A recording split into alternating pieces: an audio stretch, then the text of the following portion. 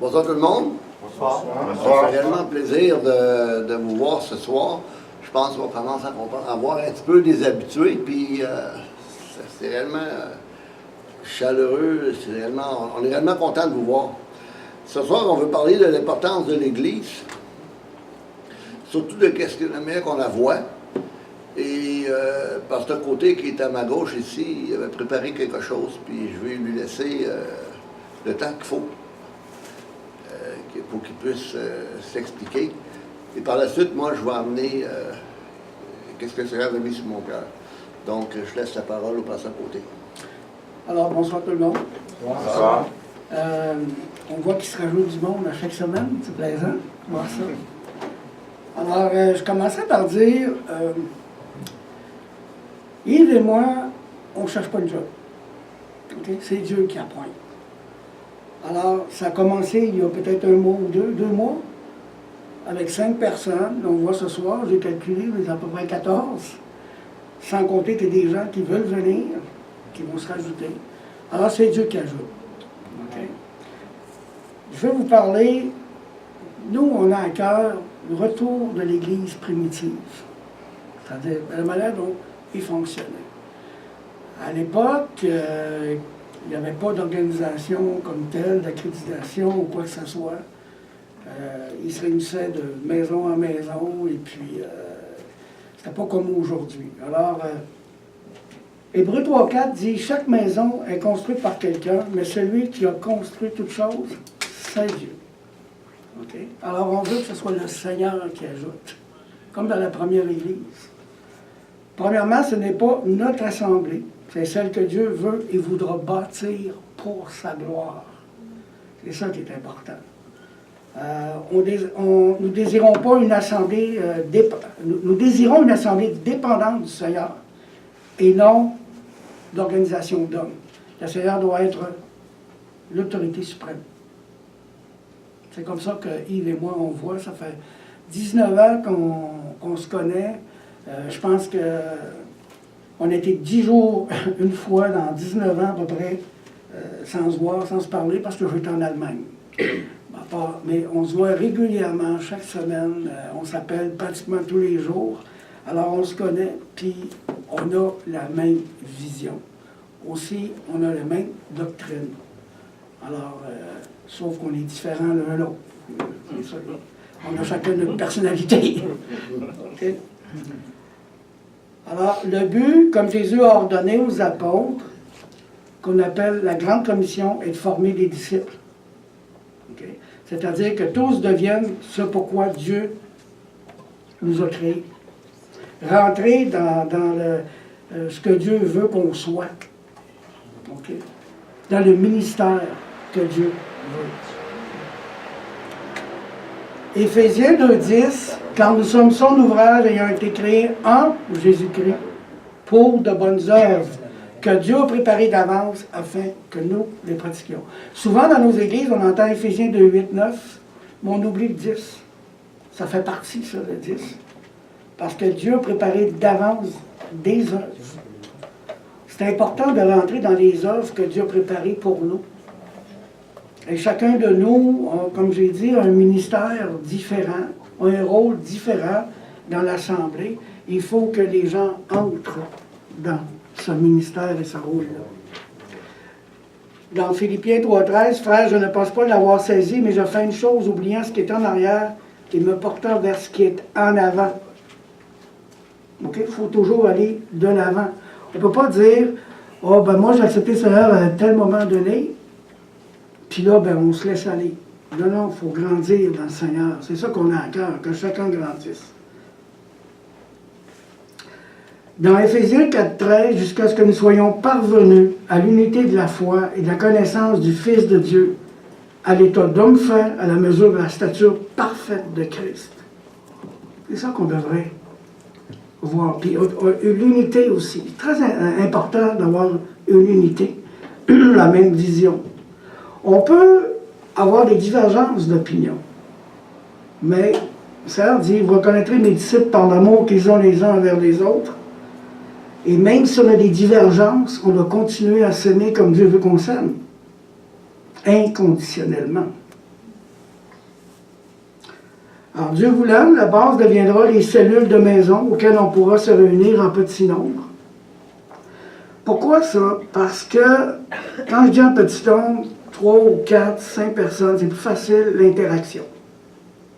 Moi, déjà, j'ai monté des choses parce que je rencontre déjà des gens sur la foi, sur le pardon, sur qui est Jésus, etc. Mais je ne fais pas des cours magistraux comme on voit dans les hauts collèges ou à l'université. J'amène le cours, puis si ça déroge, on va en fonction des besoins des gens. Je crois beaucoup à ça. C'est très important. OK? Autre chose, la vision qu'on a, Yves et moi, c'est que nous désirons éviter toute charge superflue comme une bâtisse. Au besoin, on louera une salle. Les hypothèques, là, pas bon ça.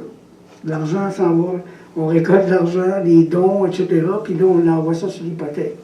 Non, non, c'est pour... La première église, hein, il n'y avait pas d'indigents. Ils ramassaient, ils vendaient les biens, ils ramassaient l'argent, puis aux besoins de tous, à l'intérieur de l'Assemblée. D'abord, pour voir aux besoins de ceux qui en ont besoin, OK, premièrement, et ceux qui s'ajouteront, ou ceux qui en ont besoin, etc. Toute personne se joignant à l'Assemblée se verra instruit du credo accepté par l'Assemblée. Exemple, on croit à un Dieu unique, sur la question du pardon, etc. Sur le salut. OK? Dans Philippiens 1,6, ça dit « Je suis persuadé que celui qui a commencé en vous cette bonne œuvre la rendra parfaite pour le jour de Jésus-Christ. » OK? Les dons spirituels. Moi, je crois beaucoup que le Saint-Esprit nous utilise selon les besoins du moment. Ça peut être, on prie pour quelqu'un pour une guérison, ça peut être une parole de connaissance, ça peut être un ensemble de choses. Mais le Saint-Esprit, il va agir en fonction des besoins. Alors, il faut être à l'écoute. Comment Dieu... hier soir, Yves et moi, on a soupé ensemble, puis il dit, il avait à cœur d'aller voir un frère. Fait que, on arrive là, puis pourquoi vous êtes venus, une visite de courtoisie?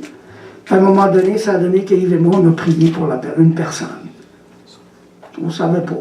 Mais la personne avait besoin de prière.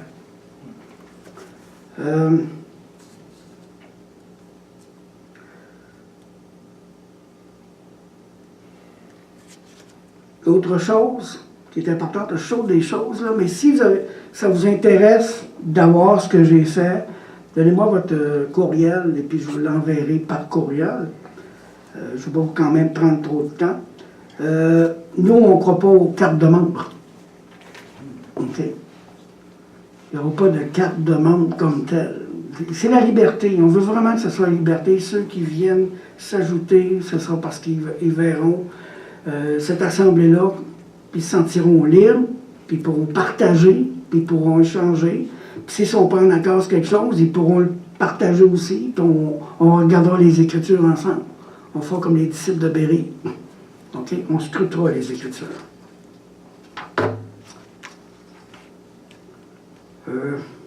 En gros, c'est ça que je voulais vous partager. La façon dont on voit cela, puis s'il y a des gens qui voient des choses et qui peuvent des suggestions, des choses comme ça, on peut toujours les emmener. Mais le cadre, c'est à peu près ça. Alors, je vous remercie. Vous passez la parole à Yves. Ah oui, merci Pierre.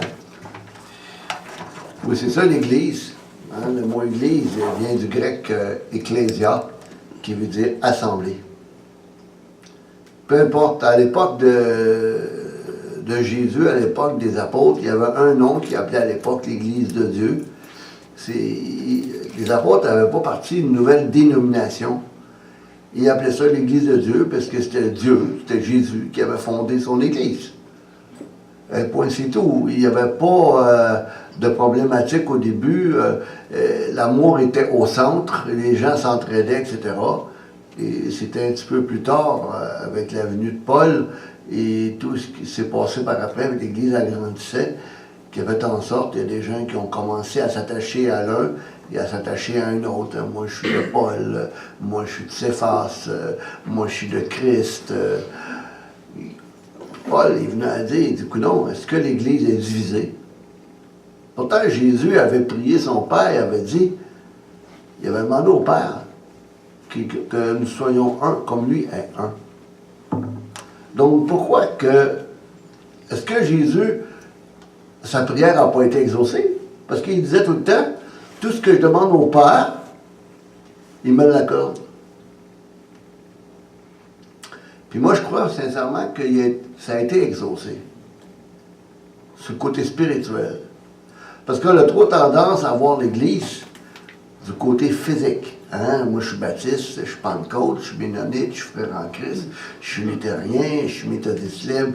Je les nomme toutes. Même aux États-Unis, ça dans le monde entier, ça veut dire qu'il y a à peu près au-dessus de 2000 dénominations. Puis, c'est pas normal. Christ ne nous a pas appelés à se diviser. Il ne nous a pas appelés à dire, moi je te parle pas parce que moi je suis méthodiste puis toi t'es baptiste. Ou moi je te parle pas parce que toi tu parles pas en langue ou je parle en langue. Ceux qui sont plus vieux à l'Évangile, puis ça fait des années qui connaissent le Seigneur, vous savez très bien les difficultés qui arrivent. Et ça ne devrait même pas y être. On vous reconnaîtra en amour que vous avez les uns pour les autres. Et quand Jésus parlait d'amour, il parlait du terme, du mot grec agapéo, qui parle du don de soi. Souvenez-vous quand Jésus avait dit à Pierre, Pierre m'aimes-tu? Hein, dans nos traductions françaises, Pierre il dit, tu sais que je t'aime. Puis Jésus répète, je me souviens bien, 3 fois, Pierre m'aimes-tu? Puis il dit, Seigneur, tu sais que je t'aime. En français, on ne le voit pas. En grec, on le voit plus. Quand Jésus il dit à Pierre, Pierre m'aimes-tu? Jésus il utilise le terme agapéo, et Pierre répondait philéo. Tu sais que je te suis fidèle. Et le mot philéo en grec, qui veut dire amour, l'amour aussi filial, c'est le même genre d'amour qu'un homme et une femme doivent avoir l'un vis-à-vis l'autre. Jamais la Bible utilise le terme éros, d'où vient notre mot érotique, le mot charnel, mais elle utilise le terme philéo. Et Jésus aurait voulu que Pierre réponde agapéo, le don de soi. Et c'est là qu'à un moment donné, il dit à Pierre, on va t'amener à un endroit que tu ne veux pas. Puis tu vas lui donner ton don de soi. Tu vas être obligé de t'offrir. C'est ça que la Bible nous enseigne au niveau de l'amour. C'est que chacun d'entre nous, on doit apprendre à s'offrir. Comme sacrifice. Souvenez-vous, Romains 12, 1. Offrez vos corps comme un sacrifice vivant et saint, et qui sera de votre part un culte raisonnable. Donc, si vous pensez que vous faites un culte raisonnable ce soir parce que vous avez fait tant de kilomètres pour venir ici, non. Si vous n'avez pas offert votre vie à Dieu, ok, vous ne faites pas le culte raisonnable. Le culte minimum de ce que Dieu demande. Et d'ailleurs, le culte raisonnable aussi, c'est de prendre en charge les orphelins, les veuves, ceux qui ont des difficultés, et de s'abstenir des souillures du monde. Sinon, on ne peut pas être agréable à Dieu. On devient simplement des êtres religieux. Vous savez, Dieu a appelé des personnes ordinaires. Hein? En général, on n'a pas de doctorat. On ne s'appelle pas Pierre-Éliott Trudeau. On ne s'appelle pas Trump. On ne s'appelle pas Poutine. On pourrait tous les nommer, là. On est des gens ordinaires. Et l'apôtre Pierre était justement une personne ordinaire. Il vivait de la pêche, hein, car on sait très bien qu'il était un pêcheur. Pêchait de poissons. Dans Luc 5, 4, 5, il est écrit, lorsqu'il eut cessé de parler, il dit à Simon, avance en pleine eau, et jetez vos filets pour pêcher. Simon lui répondit, Maître, nous avons travaillé toute la nuit sans rien prendre, mais sur ta parole, je jetterai le filet. Ceux qui sont travailleurs autonomes, hein, même des fois, là, dans certaines contrées du Québec, même en Gaspésie, des fois, ils peuvent aller en haute mer, puis revenir complètement bredouille. Pas de poisson. Puis quand on travaille comme travailleur autonome, des fois, c'est qu'on a fait un paquet d'efforts durant la journée, ou des fois durant la semaine, et il n'y a rien qui aboutit. Et ça nous démontre qu'on doit apprendre à faire confiance à Dieu dans tout ce que nous faisons. Et que lui, là, il n'a pas perdu le contrôle. D'ailleurs, il savait réellement qu'est-ce qui était pour se passer. D'ailleurs, Pierre avait mis cette confiance-là en Jésus. Il dit, par ta parole, va jeter le filet où est-ce que tu veux que je le jette. Puis on sait très bien la pêche miraculeuse qu'on retrouve dans les évangiles. Si nous faisons confiance à Dieu, il va nous conduire au bon port. Même si son métier était modeste, il vivait à une époque extraordinaire, celle de l'accomplissement des promesses du Mashiach, du Messie. On était dans la période de l'Ancien Testament, qu'on appelle la période intertestamentaire, c'est-à-dire entre les deux alliances.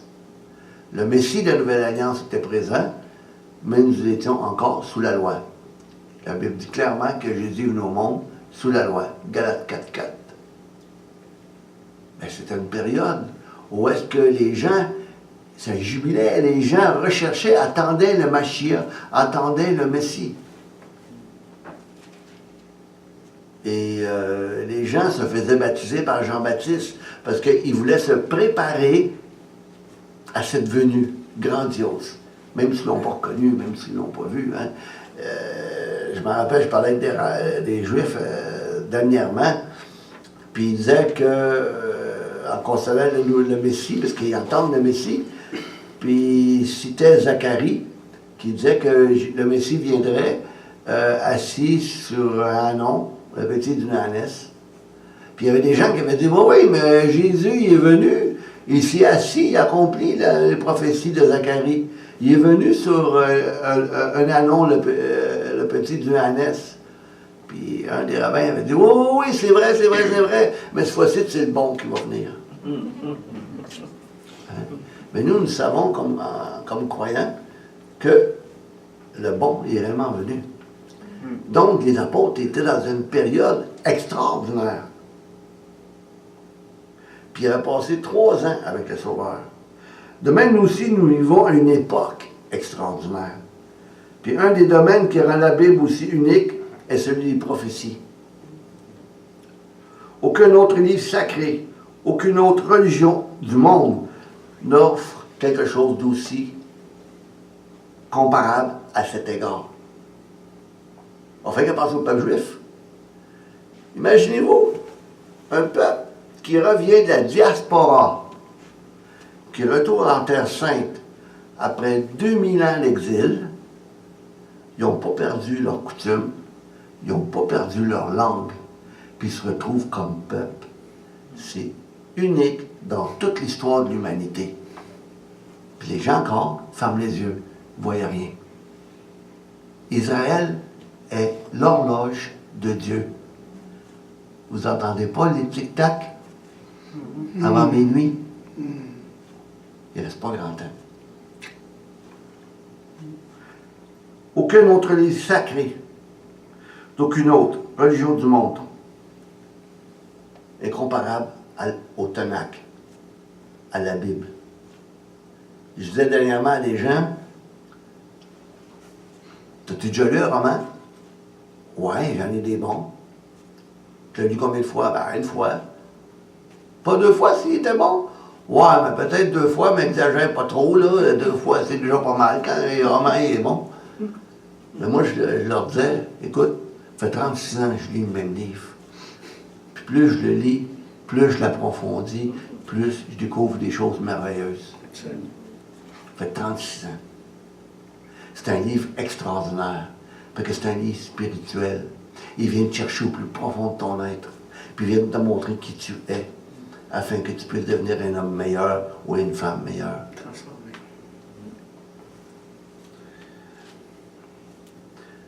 On garde la parole, ces prophètes ont constamment prédit avec une précision stupéfiante et des descriptions détaillées des événements de l'histoire de nombreux siècles avant qu'ils ne se produisent. Vous avez qu'à penser à Isaïe 53, la crucifixion. À l'époque d'Ésaïe, la crucifixion n'existait pas. C'est 800 ans avant Jésus, là. Et pourtant, on le retrouve. Frères et sœurs, nous voyons aujourd'hui s'accomplir sous nos yeux toutes les prophéties de l'Ancien Testament. Concernant le Mashiach, le Messie, nous qui sommes des gens ordinaires.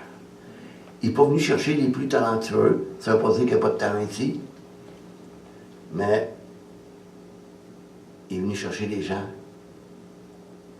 ordinaires dans un environnement extraordinaire, dans l'attente du retour du Messie, de l'accomplissement au début du livre des Actes, ce Christ, ce Jésus que vous voyez monter au ciel, va revenir de la même manière que vous l'avez vu allant au ciel. Et c'est ça, c'est notre espérance. Et le retour d'Israël est le signe initial. D'ailleurs, j'ai dit dans Matthieu 24, quand il compare Israël au figuier, il dit, quand vous voyez ces branches devenir tendres, c'est-à-dire les feuilles devenir tendres, il dit, vous savez que l'été est proche. De même, quand vous verrez toutes ces choses, sachez, je t'apporte. Et l'image du figuier, dans Matthieu 24, c'est Israël. Vous avez rien qu'à lire Ézéchiel 37, les eaux desséchées. C'est la même chose. Nous sommes à la porte du retour du Messie. Et Christ vient chercher une Église sainte, une Église préparée.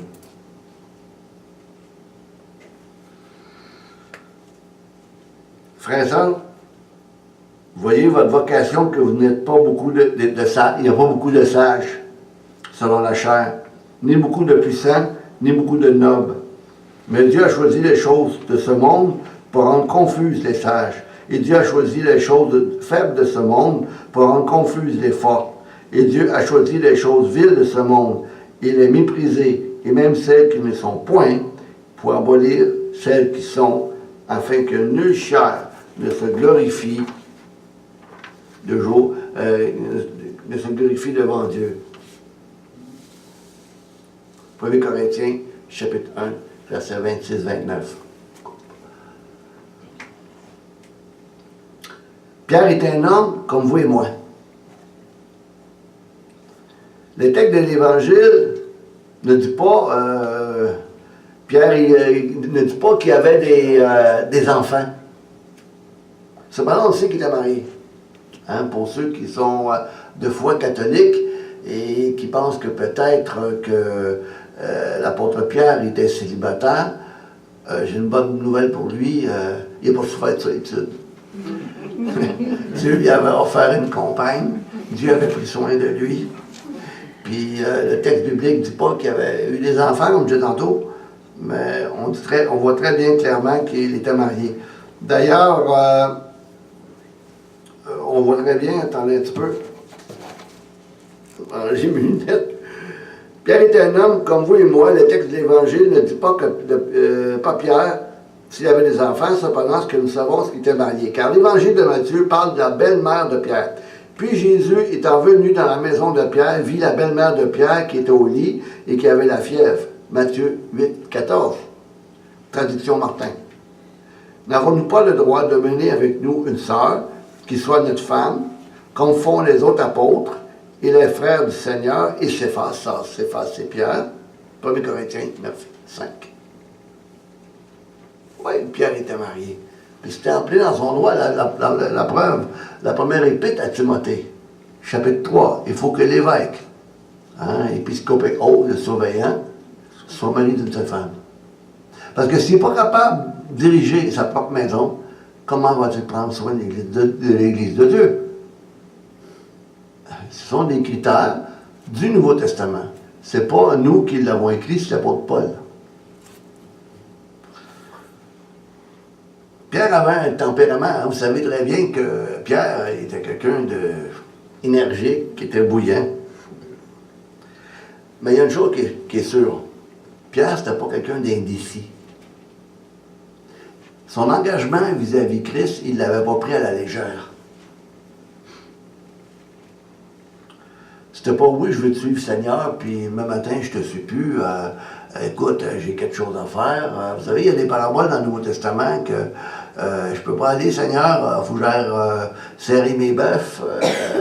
Aujourd'hui, on dirait peut-être, je peux pas te suivre, Seigneur, parce que aujourd'hui, il faut que je lave mon automobile. On a toutes sortes d'excuses pour pas suivre Jésus. Suivre Jésus, prendre du courage, ça prend de la détermination, ça peut faire en sorte que nous devons d'abord calculer le prix. Souvenez-vous la parole des taux. Si quelqu'un veut construire une tour, il doit d'abord s'asseoir, calculer le prix, pour savoir que ça va lui coûter. Parce que si il ne termine pas sa tour, on va rire de lui, on va se moquer de lui, parce qu'il ne l'a pas fait.